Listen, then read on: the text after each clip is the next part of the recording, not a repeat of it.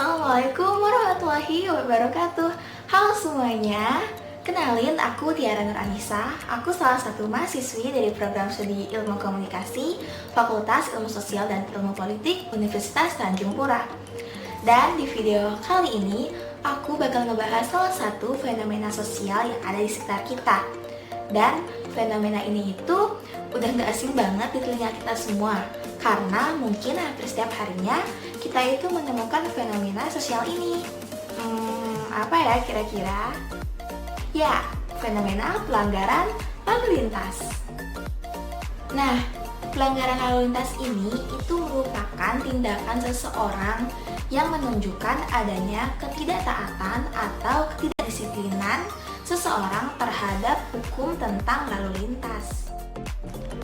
Yang dimana sebenarnya peraturan lalu lintas ini diciptakan untuk ditaati supaya terhindar dari bahaya kecelakaan.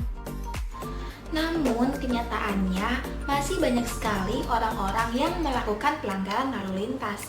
Padahal pelanggaran lalu lintas sendiri telah diatur dalam Undang-Undang Nomor 22 Tahun 2009 yang disahkan oleh DPR pada tanggal 22 Juni 2009. Yang dimana di dalam undang-undang itu telah terdapat sanksi atau denda berkisar antara Rp250.000 sampai Rp1 juta.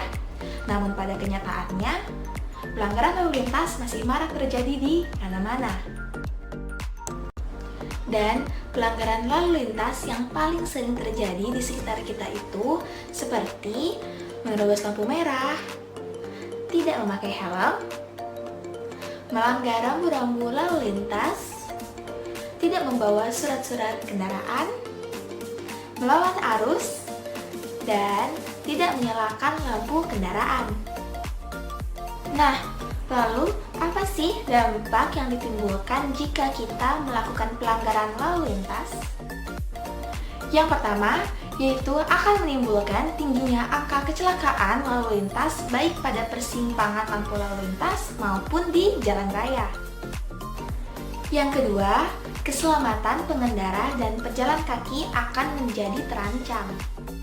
Dan yang ketiga, yaitu munculnya sikap kebiasaan melanggar lalu lintas.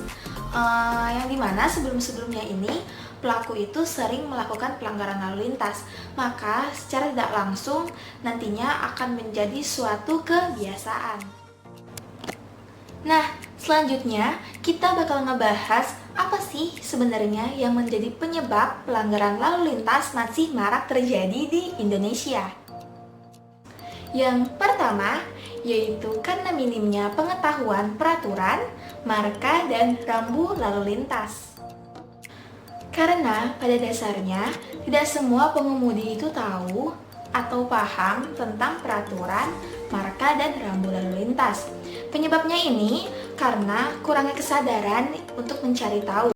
Ditambah pada saat ujian SIM, mereka itu lebih senang mendapatkan SIM secara instan ketimbang mengikuti prosedur yang telah disiapkan. Yang kedua, yaitu kesadaran dari diri manusia itu sendiri. Mental dan perilaku yang membudaya dari pengguna jalan merupakan salah satu faktor utama yang sangat berpengaruh terhadap situasi lalu lintas. Jika seorang pengguna jalan itu menerapkan etika yang baik, toleransi antar pengguna jalan, serta kepedulian terhadap sesama pengguna jalan di jalan raya, maka akan menimbulkan suatu interaksi yang dapat mewarnai situasi lalu lintas berupa hasil yang positif. Yang ketiga, yaitu dari kecil sudah terbiasa melihat orang yang melanggar lalu lintas. Kondisi ini sangat-sangat ironi, karena apabila seorang anak kelak mencontoh orang yang melanggar lalu lintas, terutama orang yang melanggar lalu lintas ini adalah orang tuanya sendiri, maka anak tersebut akan cenderung mengikuti apa yang ia lihat dari kedua orang tuanya, yaitu melanggar peraturan lalu lintas. Dan penyebab yang keempat, yaitu adanya jalan damai ketika seseorang ditilang karena melanggar peraturan lalu lintas. Ketika seseorang ditilang, maka ia akan merasa malas atau takut mendengar kata sidang.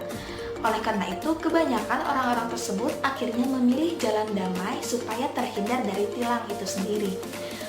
Dan ini merupakan salah satu faktor yang kuat mengapa masih banyak sekali pelanggaran lalu lintas di jalan raya. Nah, selanjutnya kita akan membahas kaitan antara fenomena sosial pelanggaran lalu lintas ini dengan psikologi sosial. Yang pertama yaitu ada persepsi. Persepsi ini merupakan tindakan menyusun, mengenali, dan menafsirkan informasi guna memberikan gambaran atau pandangan tentang lingkungan. Dan di dalam pelanggaran lalu lintas ini, persepsi yang muncul ialah persepsi bahwa melanggar peraturan lalu lintas itu aman-aman saja, tidak terjadi apa-apa juga.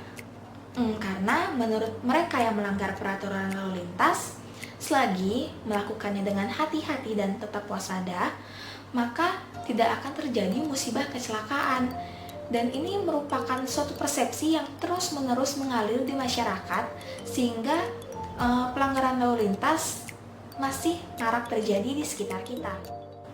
Lalu, kaitan yang kedua yaitu ada sugesti. Sugesti ini merupakan suatu proses dalam interaksi sosial yang biasanya dipergunakan untuk menjadikan individu lebih menerima cara, perkataan, dan tingkah laku dari pihak lain tanpa memberikan kritik terlebih dahulu. Dan di dalam pelanggaran lalu lintas ini, sugesti yang terjadi itu karena terlalu sering melihat orang-orang yang melanggar peraturan lalu lintas, maka akan muncul sebuah pemikiran bahwa sesekali melakukan pelanggaran tidak apa-apa, karena orang lain juga melakukannya. Toh, kalau orang lain bisa melakukannya, orang lain boleh melakukannya, kenapa saya tidak bisa? Dan karena sugesti inilah, maka memunculkan suatu imitasi, yaitu peniruan tingkah laku. Karena secara perlahan-lahan, orang-orang yang sering melihat pelanggaran lalu lintas dan mempunyai sugesti seperti yang dijelaskan tadi, maka ia akan mengikuti dan menerapkan pelanggaran lalu lintas dalam kehidupannya sehari-hari. Dan yang terakhir yaitu ada disonansi kognitif. Disonansi kognitif merupakan kesenjangan antara pendapat, keyakinan, dan sikap dengan perilaku yang ditunjukkan. Dan di dalam disonansi kognitif ini, jika kognisi tidak konsisten dengan pengetahuan dan pengalaman di masa lalu, maka akan memunculkan sebuah disonansi. Seperti dalam fenomena sosial pelanggaran lalu lintas ini, di mana masa lalu menjadi sumber disonansi kognitif ketika saat seseorang melanggar peraturan lalu lintas, kemudian ia tidak mendapatkan tilang dari pihak berwajib, maka pelanggar tersebut akan cenderung berpikir bahwa dulu saat ia melanggar peraturan lalu lintas dan tidak mendapatkan tilang, maka ketika ia melakukannya kembali, ia merasa yakin bahwa ia tidak akan mendapatkan tilang tersebut. Dan jelas, situasi ini merupakan disonansi kognitif. Dan demikianlah pembahasan kita mengenai fenomena sosial pelanggaran lalu lintas. Semoga apa yang kita bahas tadi dapat bermanfaat untuk kita semua. Dan terakhir, saya ucapkan terima kasih dan sampai jumpa.